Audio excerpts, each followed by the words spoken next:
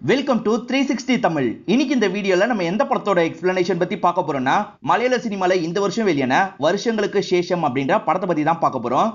இது ஒரு பக்காவான ஃபீல் குட் படம்னு சொல்லலாம். இந்த படம் தமிழ்லயும் இருக்கு. பார்க்கணும்னு நினைக்கிறவங்க ஃபுல் படத்தையும் பாருங்க. இல்ல கதை தெரிஞ்சுக்கிட்டா போதும்னு நினைக்கிறவங்க மேற்கொண்டு இந்த வீடியோவை கண்டினியூ பண்ணுங்க. எக்ஸ்பிளனேஷனுக்குள்ள போறதுக்கு முன்னாடி இந்த வீடியோக்கு ஒரு லைக் போடுங்க. அது மூலியமா இந்த வீடியோ இன்னும் நிறைய பேர்கிட்ட கொண்டு போய் சேர்க்கப்படும். இப்ப டைம் வேஸ்ட் பண்ணாம நம்ம நேரடியா எக்ஸ்பிளனேஷனுக்குள்ள போயிடலாம். படத்தோட ஸ்டார்டிங் சீனே 80sல நடக்கிற மாதிரி தான் நமக்கு காட்டுறாங்க. இப்ப வாசுன்ற ஒரு ஸ்கூல் படிக்கிற பையன் ஒரு பொண்ணு பின்னாடியே போயிட்டு இருக்காரு.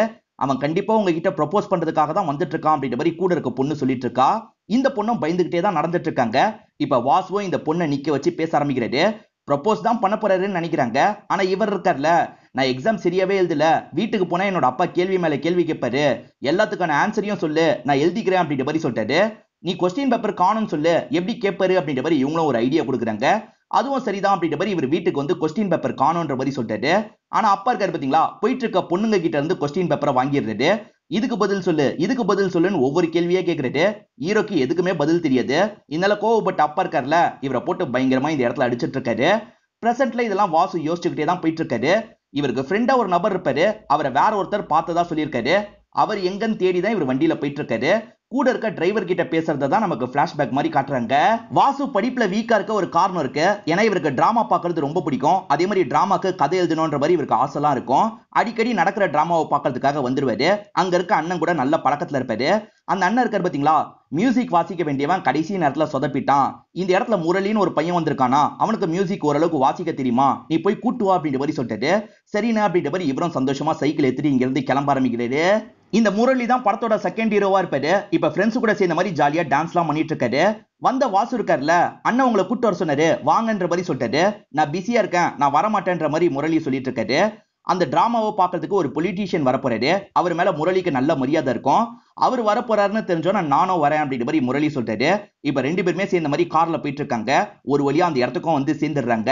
சீனுக்கு ரெடி ஆகிறதுக்காக ஸ்கிரீனை மூடுவாங்க பாத்தீங்களா, அந்த வேலையை பார்க்கறதுக்காக தான் வாசு உட்காந்து இருக்காரு. இந்த இடத்துல சீனுக்கு ஏத்த மாதிரி முரளியும் வாசிக்கிறாரு. முரளி வாசிக்கிறத கேட்கிற எல்லாருக்குமே ரொம்ப பிடிச்சிருக்கு. சூப்பரா வாசிக்கிறான்ப்பா இந்த பையன்ற மாதிரி எல்லாருமே மும்மரமா கவனிச்சிட்டு இருக்காங்க. முரளி வாசிக்கிறது வாசுவுக்குமே ரொம்ப பிடிச்சிருக்கு.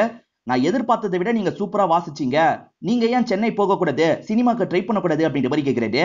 ஆனா முரளி இருக்கார்ல, இந்த ஊர்லயே இருந்துடலாம் தோணுது, பெருசா எனக்கு ஆசைலாம் இல்ல அப்படின்ற மாதிரி அவாய்ட் பண்ற மாதிரி சொல்றாரு. சில மாசம் கழிச்சு வாசுவோட காலேஜ்ல வச்சு இவங்க ரெண்டு பேருமே மீட் பண்றாங்க. என்ன விஷயமா வந்தீங்கன்னு வாசு கேட்கிறாரு. எனக்கு பிடிச்ச ஆத்தரோட புக்கு புதுசா வந்திருக்கான், அதை வாங்கிட்டு போறதுக்காக தான் வந்தேன் முரளி சொல்லிட்டாரு. இப்ப லைப்ரரிக்கு வந்து அங்க இருக்க அண்ணன் கிட்ட பேசி பாக்குறாங்க. அந்த புக் ஆல்ரெடி ஒரு பொண்ணு எடுத்துட்டு போயிட்டா அப்படின்ற மாதிரி அந்த அண்ணன் சொல்லிட்டாரு. அந்த பொண்ணை பாக்குறதுக்காக முரளியும் வந்துடுறாரு. அந்த பொண்ணு வேற ஒரு கிளாஸ்ல இருக்காங்க. இவரால நேரடியா பேச முடியல. இப்ப டைரி மூலியமா ரெண்டு பேருமே பேசிக்கிறாங்க.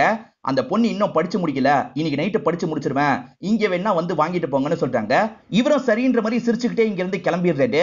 அவங்க நைட்டுக்குள்ள படிச்சு முடிச்சிடுறாங்க. இவர் வாங்குறதுக்காக அவங்க வீட்டுக்கு பக்கத்துல வந்துடுறாரு. அவங்களுமே லேம்ப் வெளிச்சத்துல இவர்கிட்ட வந்து புக்க தராங்க. இப்ப ரெண்டு பேருமே ஜென்ரலா கொஞ்ச நேரம் பேசிக்கிறாங்க. இதுலயே ஒருத்தர் இவங்களுக்கு பிடிக்கலாம் ஆரம்பிச்சிருது. அந்த பொண்ணு பேரு ஆனின்றது. அந்த பொண்ணை பாக்குறதுக்காகவே அடிக்கடி இவர் வாசுவோட காலேஜுக்கு வந்துடுறாரு. ஆனியோட அக்காவை பொறுத்த வரைக்கும் ஒரு ஆக்சிடென்ட்ல கால் செயல்படாத மாதிரி மாறி இருப்பாங்க. மாமா தான் நல்லா அவங்களை கவனிச்சுக்கிறாரு. அதே மாதிரி ஆனியும் மாமா கூட சேர்ந்து தான் அந்த வீட்டுல இருந்துட்டு இருக்காங்க. இவர் பாக்குறதுக்காக நடுவுல வருவாரு. அந்த டைம் புக்கை ஜெராக்ஸ் பண்ண முடியாதுல்ல, அதனால எழுதி தான் காப்பி பண்ணுவாங்க. அந்த மாதிரி ஒரு காப்பி முரளிக்கு வந்திருக்கு. அந்த கடைசி சாப்டர் மட்டும் இல்லாம இருக்கு. நான் படிச்சிருக்கேன், ஆனா இதை ஆனி கிட்ட தரணும்னா முழுசா தான் தரணும், நீ தான் நல்லா எழுதுவல, எழுதித்தா அப்படின்ற மாதிரி வாசு கிட்ட சொல்றாரு. அப்படியா சொல்ற, சரி நான் எழுதுறேன் அப்படின்ற மாதிரி வாசுவும் ஏத்துக்கிறாரு. இப்ப வாசுவே கடைசி சாப்டர் எப்படி இருக்கலாம் அப்படின்ற மாதிரி எழுதிடுறாரு. இதை படிச்சு சொல்லு அப்படின்ற மாதிரி முரளி கிட்ட தராரு. படிச்சு பாக்குற முரளிக்கு ரொம்ப பிடிச்சிருது. நான் உண்மையான முடிவை ஆல்ரெடி படிச்சிருக்கேன், அது கூட இந்த அளவுக்கு சூப்பரா இல்ல, நீ அந்த அளவுக்கு சூப்பரா எழுதியிருக்கன்ற மாதிரி வாசுவை பாராட்டுறாரு. நீ ஏன் சென்னைக்கு போய் சினிமால ட்ரை பண்ணக்கூடாது அப்படின்ற மாதிரி கேட்கிறாரு. ஏற்கனவே முரளி ஒரு பதில சொன்னாரு பாத்தீங்களா, அதே பதில தான் இவர் கிண்டலா இந்த இடத்துல சொல்லிட்டு இருக்காரு. ரெண்டு பேருமே சிரிச்சுட்டுலாம் இருக்காங்க. இப்ப முரளியும் ஆனிய பாக்குறதுக்காக வீட்டுக்கு வந்திருக்காரு. அப்ப அக்கா இருக்காங்கல்ல, இவர்கிட்ட பேசிட்டு இருக்காங்க. ஆனியும் நீயும் லவ் பண்றீங்க போல அப்படின்ற மாதிரிலாம் நார்மலா கேட்டுட்டு இருக்காங்க. இவரும் ஸ்மைல் எல்லாம் பண்ணிட்டு இருக்காரு. இப்ப ஆனி கிட்ட ப்ரொபோஸ் பண்ணிடலாம் நினைக்கிறாரு. ஆனி நான் உன்னை லவ் பண்றேன் அப்படின்ற மாதிரி சொல்லிட்டாரு. இந்த விஷயத்த சொன்னா அவங்களோட முகம் மாறிடுது. பதிலுக்கு எதுவுமே சொல்லாம கொஞ்சம் தள்ளி போய் நிக்கிறாங்க. என்னாச்சு, உனக்கு என்ன பிடிக்கலையா அப்படின்ற மாதிரிலாம் இவர் கேட்கிறாரு. இந்த இடத்துல தான் இவங்களும் ஒரு பிளாஷ்பேக்கா சொல்ல ஆரம்பிக்கிறாங்க. ஆனியும் மாமாவும் அடிக்கடி ஜாலியா பேசிட்டு இருப்பாங்க. மாமாவும் செம்மையா டான்ஸ் ஆடுவேன்னு சொல்லிட்டாரு. போய் சொல்லாதீங்க, ஆடி காட்டுங்க அப்படின்ற மாதிரி சொல்லிட்டாங்க. ஆடி காட்டுறேன், ஆனா கூட நீயும் ஆடணும் அப்படின்ற மாதிரி இவங்களோட கையை பிடிச்சி டான்ஸ் ஆடுறாரு. அப்படி டான்ஸ் ஆடிட்டு இருக்கும் போது இவங்க இடுப்புல கையை வைக்கிறாரு. இவங்களுக்கு சட்டுன்னு என்ன சொல்றதுன்னு தெரியல. என்ன சொல்றதுன்னு தெரியாம யோசிச்சுக்கிட்டே நின்னுட்டு இருக்காங்க. இதெல்லாம் கேட்டுட்டு இருக்க ஹீரோ பயங்கரமா இந்த இடத்துல டென்ஷன் ஆயிடுறாரு. ஆக மொத்தத்துல மாமாவையே கல்யாணம் பண்ணி அவர் கூடயே இருக்கலாம்னு முடிவு பண்ணிட்டேன் அப்படிதானே அப்படின்ற மாதிரி கோவமா கேட்கிறாரு. இதுக்கப்புறம் அவன் மூஞ்சிலேயே முழிக்க மாட்டேன் அப்படின்ற மாதிரி வேகமா இங்க இருந்து கிளம்ப ஆரம்பிக்கிறாரு. இவர் கிளம்பி போயிட்டு இருக்கும் போதுதான் மாமா எதிர வராரு. இவர்கிட்ட நார்மலா பேச ட்ரை பண்றாரு. ஆனா இவருக்கு தான் மாமாவை பத்தி தெரிஞ்சிருச்சுல, முறைச்சு பார்த்துட்டு கிளம்புறாரு. அதுக்கப்புறம் முரளி இந்த ஊரை விட்டே போயிடுவாரு. வாசுக்கும் எங்க போனாரு என்ன ஆனாருன்றது சுத்தமா தெரியல. வாசு இருக்காரு பாத்தீங்களா, மேல் படிப்புக்காக வேற ஒரு காலேஜ்ல ஜாயின் பண்ணிடுறாரு. அப்பதான் இவருக்கு ஒரு லெட்டர் வந்திருக்கு. அந்த லெட்டர் முரளி கிட்ட இருந்து தான் வந்திருக்கு. நம்ம 2 பேருமே சேர்ந்து சென்னைக்கு போவோம், சாதிப்போம் அப்படின்ற மாதிரி எழுதியிருக்காரு. போனா என்னன்ற மாதிரி இவர் யோசிக்கிறாரு. இந்த படிப்பெல்லாம் வேணாம், நான் சென்னைக்கு போக போறேன்னு முடிவு எடுத்துறாரு. 2 பேருமே பர்டிகுலரா ஒரு ஹோட்டல்ல தங்கலாம்னு நினைக்கிறாங்க. ஏன்னா அந்த ஹோட்டல்ல தங்கின நிறைய பேர் தான் பிற்காலத்துல சினிமால பெரிய ஆளுங்களா மாறி இருப்பாங்க. அதனால அந்த ஹோட்டல்ல இவங்களும் தங்கலாம் ஆரம்பிச்சிடுறாங்க. அது ரொம்பவே சின்ன ஹோட்டலா இருக்கும். எல்லாத்தையும் அட்ஜஸ்ட் பண்ணி இவங்களும் சினிமால ட்ரை பண்ண ஆரம்பிக்கிறாங்க. சினிமால வசனம்லாம் எழுதுற மாதிரி ஒரு நபர் இருப்பாரு. அவர்கிட்ட தான் வேணும் வேலைக்காக கேட்கிறாரு. என்னால இப்ப முன்ன மாதிரி வசனம் எழுத முடியல, எனக்காக நீ எழுதித்தா, ஆனா கிரெடிட்ஸ் எல்லாம் தர மாட்டேன்னு சொல்லிட்டாரு. அது பரவாயில்லன்ற மாதிரி வேணும் ஜாயின் பண்ணிடுறாரு. அதே சமயம் முரளி இருக்காரு பாத்தீங்களா, மியூசிக் ப்ளே பண்றதுக்காக ஒவ்வொரு இடமா ட்ரை பண்றாரு. எங்கேயுமே வாய்ப்பே தர மாட்டாங்க. ஒரு இடத்துல படத்துக்கான ரீ ரெக்கார்டிங் ஒர்க் நடந்துட்டு இருக்கு. ப்ரொடியூசரும் அங்க இருந்து கவனிச்சிட்டு இருக்காரு. அப்பதான் 2-3 பேர் வயலின் வாசிக்காம ஏமாத்திட்டு இருக்கிறது இந்த ப்ரொடியூசருக்கு தெரிய வருது. ஏண்டா சம்பளம் வாங்கிட்டு ஏமாத்திட்டா இருக்கீங்க, எனக்கு வாசிக்க தெரிஞ்சவன் தான் வேணும் அப்படின்ற மாதிரி பயங்கரமா பிரச்சனை பண்றாரு. இதனால ஏஜென்ட் இருக்காருல, உனக்கு வாசிக்க தெரியும் சொன்னல, வேலை வந்திருக்கு வான்ற மாதிரி கூப்பிடுறாரு. முரளியும் சந்தோஷமா வேலையை பாக்குறாரு. அது மூலியமா முரளிக்கு ஒரு சின்ன சம்பளம் கிடைக்குது. இப்ப ரெகுலரா வேலையும் கிடைச்சிருது. 2 பேருமே சந்தோஷமா வேலையை பாக்குறாங்க. ஒரு ஜோஷியர் கிட்ட குறியெல்லாம் கேக்குறாங்க. நீங்க 2 பேருமே சேர்ந்து இருந்தீங்கன்னா நிறைய சாதனை பண்ணுவீங்க அப்படின்ற மாதிரி அவர் சொல்லிட்டாரு. ஆனா நீங்க 2 பேருமே சேர்ந்து இருக்கணும், என்னைக்கும் பிரிஞ்சிடக்கூடாது அப்படின்ற மாதிரி சொல்லிட்டாரு. என்னைக்கும் நாங்க பிரிய மாட்டோம் அப்படின்ற மாதிரி முரளியும் இந்த இடத்துல சொல்றாரு. புதுசா எடுக்க போற ஒரு படத்துல வாசுவும் அசிஸ்டன்ட் டைரக்டரா ஜாயின் பண்ணிடுறாரு. ஏற்கனவே நிறைய படங்கள்ல ஹீரோவா நடிச்சவர் தான் இந்த படத்துல ஹீரோவா நடிக்க போறாரு. கொஞ்சம் வயசான நபரா இருப்பாரு. புதுமுக ஹீரோயின் தான் அறிமுகம் ஆகுறாங்க. அவங்க பேரு ராதிகா அப்படின்றது. அவங்களுக்கு பயங்கரமா வேர்த்து ஊத்துது. இத புரிஞ்சுக்கிட்ட வாசு இருக்காரு பாத்தீங்களா, இவங்க கிட்ட விசிறி எடுத்துட்டு வந்து தராரு. இவங்களும் பதிலுக்கு இவரை பார்த்து லைட்டா ஸ்மைல் பண்றாங்க. ஷூட்டிங்ல அடிக்கடி இவங்க பாத்துக்கிறாங்கல்ல, ராதிகாக்கு பிடிச்சிருக்க போல அடிக்கடி இவரை பார்த்து ஸ்மைல் பண்றாங்க. இவரும் பதிலுக்கு ஸ்மைல் பண்றாரு, பேசலாம் செஞ்சுட்டு இருக்காரு. இப்ப கேஷவ்னு ஒரு ப்ரொடியூசரை காட்டுறாங்க. அவர் படத்துக்கான ரீ ரெக்கார்டிங் வேலை எல்லாம் போயிட்டு இருக்கு. இப்ப எல்லாத்தையும் பண்ணி முடிச்சிடுறாங்க. இவர் எல்லாத்துக்குமே சம்பள காசெல்லாம் தந்துட்டு இருக்காரு. படம் நல்லா இருக்கலன்னு கேக்குறாரு. எல்லாருமே சூப்பரா இருக்கு அப்படின்ற மாதிரி பயங்கரமா பாராட்டுறாங்க. ஆனா முரளி இருக்காரு பாத்தீங்களா, படம் குப்பை மாதிரி இருக்கு அப்படின்ற மாதிரி இவர்கிட்ட சொல்லிடுறாரு. எது ஏன் படத்தையே குப்பைன்னு சொல்லிட்டியா அப்படின்ற மாதிரி இவர் கோவப்படுறாரு. சார் உண்மையிலே இது குப்பை மாதிரி தான் இருக்கு, நீங்க வேணா பாருங்க, கண்டிப்பா இது ஃபிளாப் ஆகும். எனக்கு தெரிஞ்ச ஒரு பையன் இருக்கான், அவன் சூப்பர் கதை வச்சிருக்கான்னு சொல்லிட்டாரு. இது ஃபிளாப் ஆச்சுன்னா நான் மீசியை எடுத்துறேன் அப்படின்ற மாதிரிலாம் இந்த கேசவ் சொல்றாரு. இந்த ஆக்டர் இருக்காரு பாத்தீங்களா, ராதிகா கிட்ட சின்ன சின்ன சீண்டெல்லாம் பண்ணிட்டு இருக்காரு. இப்ப ராதிகாவும் மேக்கப் ரூம்ல மேக்கப் பண்ணிட்டு இருக்காங்க. யாருமே இல்லன்னு தெரிஞ்சு இவரும் சைலண்டா இந்த இடத்துக்கு வந்துடுறாரு. இவங்க கிட்ட தப்பானதுக்கெல்லாம் ட்ரை பண்றாரு. கோவப்பட்ட ராதிகா இருக்காங்க பாத்தீங்களா, அங்க இருக்க ஒரு கத்தி வச்சு இவரோட பின்னாடியே குத்திடுறாங்க. இப்ப வேகமா வேலை பார்த்துட்டு இருக்க வாசு கிட்ட வந்துடுறாங்க. எனக்கு பிடிக்காம தான் நடிச்சிட்டு இருக்கேன், நீ ஊன்னு சொன்னா உன்னை கல்யாணம் பண்ணிப்பேன், என்ன சொல்ற அப்படின்ற மாதிரிலாம் கேக்குறாங்க. இவர் என்ன சொல்றதுன்னு தெரியாம முழிக்கிறாரு. ஹீரோ பாட்டெல்லாம் கேட்டுட்டு இருக்கும் போதுதான் ஒரு மியூசிக் டைரக்டரை கவனிக்கிறாரு. அவர் பேர் இந்திரா அப்படின்றது. 2-3 படம்லாம் ஒர்க் பண்ணிருக்காரு. 2 பேருக்குமே மியூசிக்ல இன்ட்ரெஸ்ட் இருக்கிறதுனால இவங்க 2 பேருமே பேசிக்க ஆரம்பிக்கிறாங்க. பரவாயில்ல சார், நீங்க ஃபீல்டுக்குள்ள நுழைஞ்சிட்டீங்க அப்படின்ற மாதிரிலாம் சொல்லிட்டாரு. நுழைஞ்சு என்னப்பா பண்றது, என்னால எதுவுமே பண்ண முடியல, பெரிய பெரிய மியூசிக் டைரக்டர் முன்னாடி என்ன ஆளாவே மதிக்க மாட்டாங்க, ரொம்ப கஷ்டமா இருக்கு அப்படின்ற மாதிரிலாம் ஃபீலிங்கா பேசுறாரு. சார் சரியா போயிடும் அப்படின்ற மாதிரி ஹீரோ தான் ஆறுதல் சொல்றாரு. இப்ப முரளி அவரோட ரூம்ல இருக்கும் போது அந்த கேசவன் இவரை பாக்குறதுக்காக வந்திருக்காரு. பார்த்தா பாதி மீசி எடுத்திருக்காரு. அந்த படம் இவர் சொன்ன மாதிரியே ஃபிளாப் தான் இருக்கும். நீ சொன்ன பையனை கூட்டுவா அப்படின்ற மாதிரி முரளி கிட்ட சொல்லிட்டாரு. முரளியும் வேகமா வாசுவை கூப்பிடுறதுக்காக வந்துடுறாரு. சார் இவன் தான் நான் சொன்ன பையன், இவன் கிட்ட சூப்பர் கதை இருக்கு, நீங்க கேட்டு பாருங்கன்னு சொல்லிட்டாரு. இப்ப வாசு கிட்ட இந்த கேசவன் கதையை கேட்க ஆரம்பிக்கிறாரு. கேட்டு முடிக்கிற கேசவுக்கு கதை ரொம்பவே பிடிச்சிருது. கண்டிப்பா உன்னை வச்சு படம் பண்ண போறேன்னு சொல்லிட்டாரு. இதை கேட்கிற இங்க இருக்க எல்லாருமே சந்தோஷப்படுறாங்க. அந்த கேசவை இங்க வச்சு அட்வான்ஸ் காசெல்லாம் தந்துடுறாரு. இப்ப வாசு இருக்கார்ல, இந்த படத்துல நீ தான் மியூசிக் டைரக்டரா ஒர்க் பண்ணணும்னு சொல்லிட்டாரு. எதுக்குடா நானு, ஏற்கனவே பிரபலமா இருக்கவங்கள யூஸ் பண்ணு, இந்திரா சாரை வேணா யூஸ் பண்ணு அப்படின்ற மாதிரி சொல்லிட்டாரு. இதனால வாசுவும் சரின்னு ஏத்துக்கிறாரு. இப்ப முரளி இந்திராவை பாக்குறதுக்காக வந்துடுறாரு. சார் நான் கஷ்டப்பட்டு ரெடி பண்ணது இதை இந்த படத்துல யூஸ் பண்ணுங்கன்னு சொல்லிட்டாரு. அதெல்லாம் வேணான்ற மாதிரி இந்திரா சொல்லிட்டாரு. ப்ளீஸ் சார் இது என்னோடதுன்னு தெரிய வேணாம், நீங்க கிரியேட் பண்ண மாதிரியே சொல்லிருங்கன்னு சொல்லிட்டாரு. சரின்ற மாதிரி இவர் கிரியேட் பண்ண மாதிரியே சொல்லிட்டாரு. வாசுக்கு இந்த பீட் ரொம்ப பிடிச்சிருது. அந்த பாட்டுக்கான ரெக்கார்டிங் ஒர்க் எல்லாம் போயிட்டு இருக்கு. முரளியோட மனசாட்சி இருக்குல்ல, நீ பெரிய தப்பு பண்ணிட்ட அப்படின்ற மாதிரி முரளிக்கு சொல்லுது. முரளி இதெல்லாம் பெருசா கண்டுக்க மாட்டாரு, ஃப்ரெண்டுக்காக தானே பண்றோம் அப்படின்ற மாதிரி யோசிக்கிறாரு.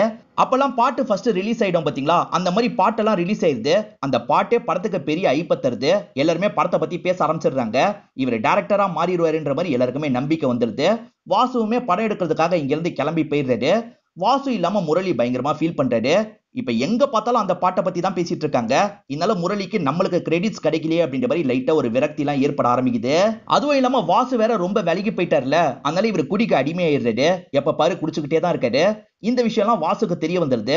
வாசுவும் இவரை பார்த்து அட்வைஸ் பண்றதுக்காக வந்துடுறாரு. அதே மாதிரி வாசு ராதிகாவை கல்யாணம் பண்ணிக்கலாம்னு முடிவு பண்ணிருக்காரு. அந்த கல்யாணத்துக்கு கண்டிப்பா நீ வரணும், ஆனா அந்த சமயத்துல இந்த மாதிரிலாம் நீ குடிக்காது அப்படின்ற மாதிரி சொல்லிட்டாரு. இப்ப கூட என்ன விசாரிக்கிறதுக்காக வரல, உன் கல்யாணத்தப்ப என்னால பிரச்சனை வரக்கூடாதுன்றதுக்காக தான் வந்திருக்க, அப்படித்தானே? நாங்க குடிக்க மாட்டேன்ற மாதிரி இவரும் சொல்றாரு. இவர் சோகமாவே இருக்கிறதுனால ஹோட்டல் மேனேஜரும் என்னதான் ஆச்சுன்னு கேக்குறாரு. அப்பதான் இவர் மியூசிக் டைரக்டர் கிட்ட தந்தாரு பாத்தீங்களா, அதை பத்தி எல்லாம் சொல்றாரு. அந்த இந்திரா கிட்டியா தந்த, அந்த இந்திரா வாங்கிட்ட மட்டும் இல்ல எல்லார்கிட்டயும் பயங்கரமா நடிப்பான், அவங்க கிட்ட இருக்க திறமையெல்லாம் வாங்கிப்பான், அந்த மாதிரிதான் வாங்கியிருக்கான் அப்படின்ற மாதிரி இந்த மேனேஜர் சொல்றாரு. இதனால இவருமே இந்திராவை பாக்குறதுக்காக வந்துடுறாரு.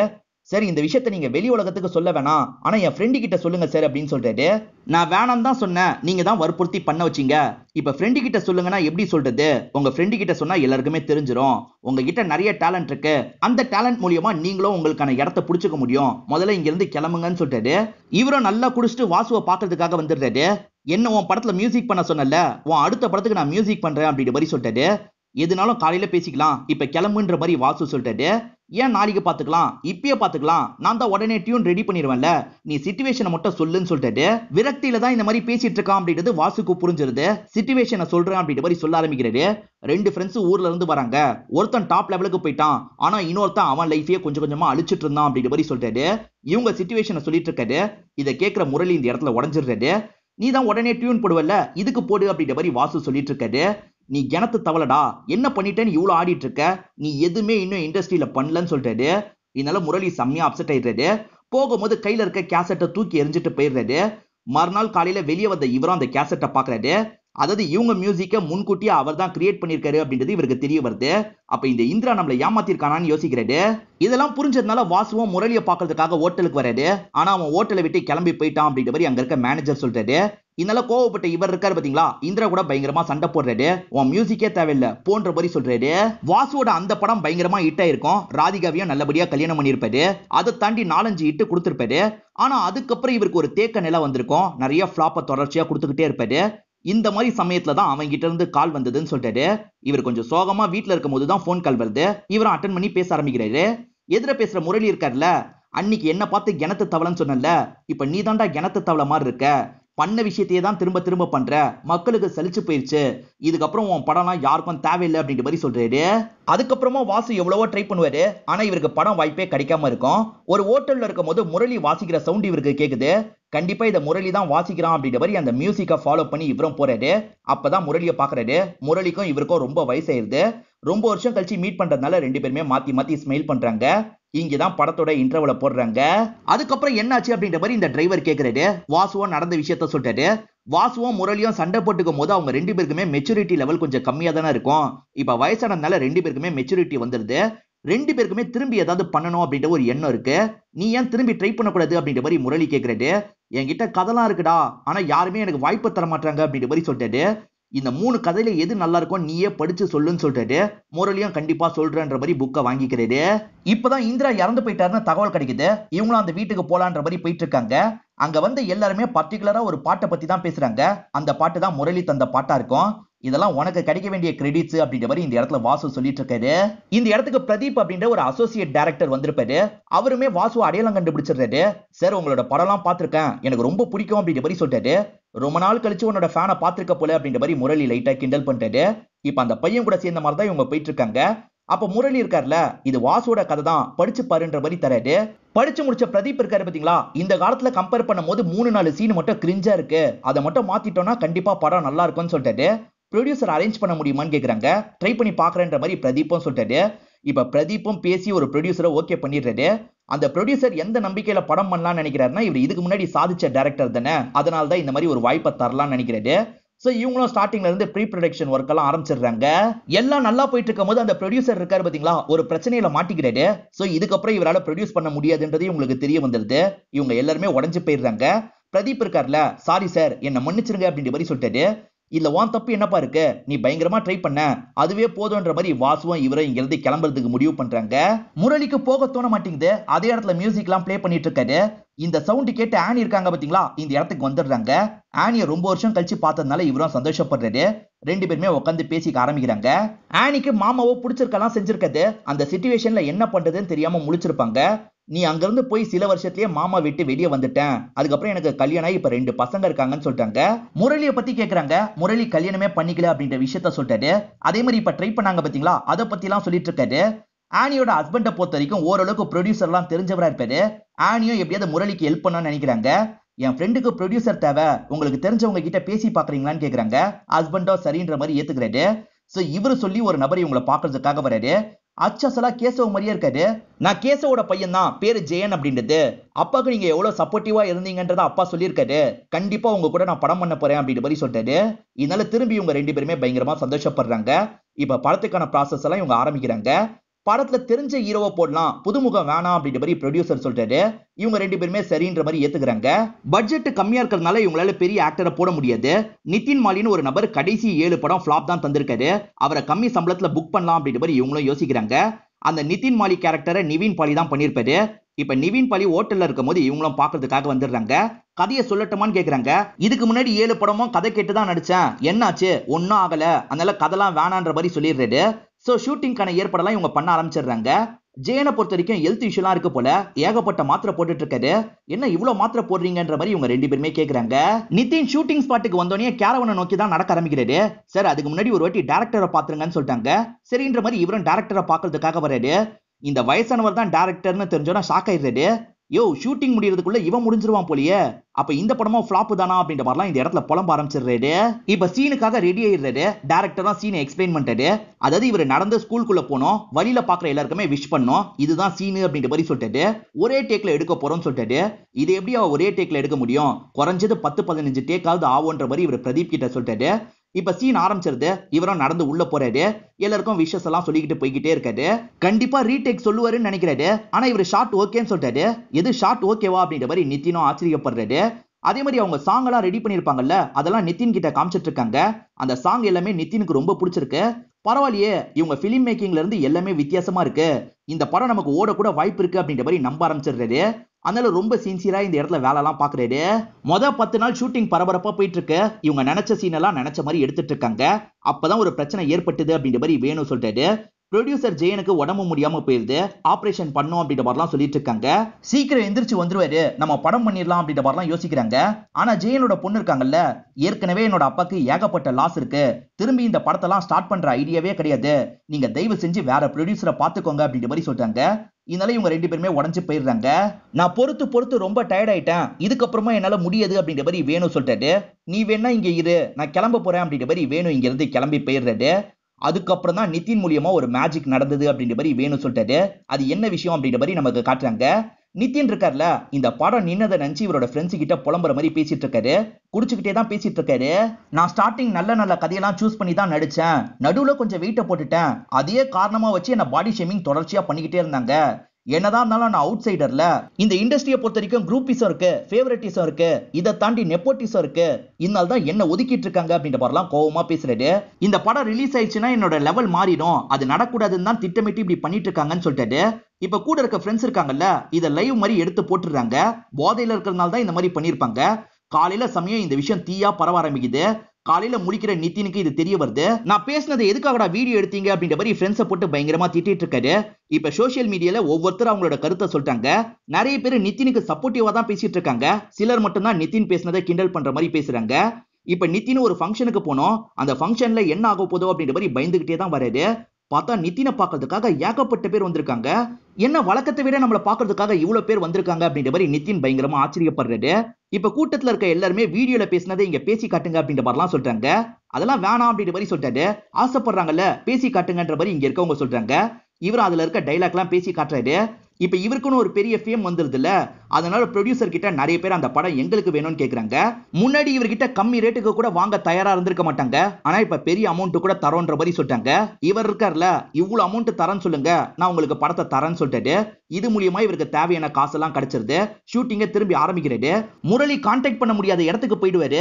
வேணு மட்டும் தான் இந்த இடத்துல டைரக்ஷன் ஒர்க் எல்லாம் பார்த்துட்டு இருக்காரு. இப்ப மியூசிக் என்ன பண்றது அப்படின்ற மாதிரிலாம் யோசிச்சுட்டு இருக்காரு.